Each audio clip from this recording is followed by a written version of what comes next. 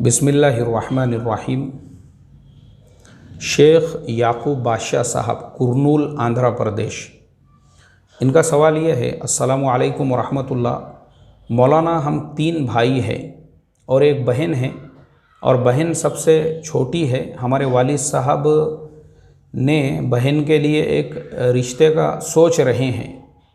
लड़का बहुत दीनदार है, अखलाक का अच्छा है, बट प्रॉब्लम ये है कि उस लड़के की बहन ने हमारी वालिदा का दूध पिया हुआ है, और ये बात हमारे और उनके पेरेंट्स को पता नहीं है, लेकिन मुझे बहुत अच्छे तरीक़े से याद है। तो क्या ये रिश्ता हमारी बहन के लिए हलाल है या नहीं है? भाई शेख याकूब बादशाह साहब, आपका जो सवाल है इसका जवाब मुझे मिला किताबुल फतावा में। हज़रत मौलाना खालिद सैफुल्लाह रहमानी साहब ने किताबुल फतावा की 4ठी जिल्द पेज नंबर 465 सेम सवाल जो आपने किया है, ऐसा ही एक सवाल एक साहब ने मौलाना से किए। तो हज़रत ने क्या जवाब दिया, और ये जवाब जो है हदीस के हवाले से, इसमें नीचे बाद में मुस्लिम शरीफ का और हिदाया दोनों का हवाला दिया हुआ है।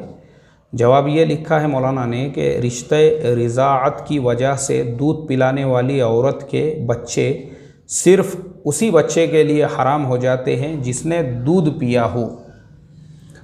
यानी जिस बच्चे ने दूध पिया है।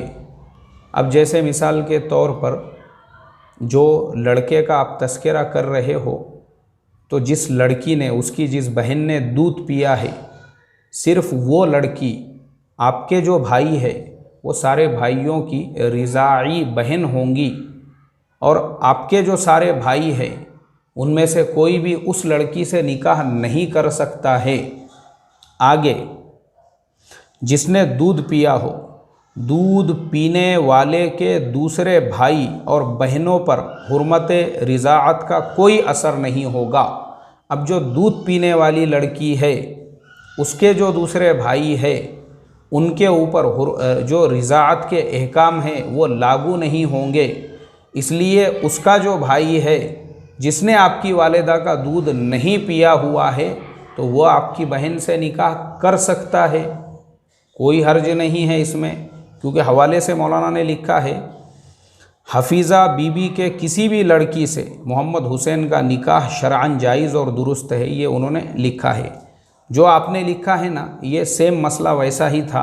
किसी ने हज़रत मौलाना से पूछा था, तो पता ये चला कि जिस लड़की ने दूध पिया है वो आप चारों भाइयों के लिए हराम और उसका निकाह नहीं हो सकता है, लेकिन उसका भाई आपकी बहन से निकाह कर सकता है, इसमें कोई हर्ज नहीं है।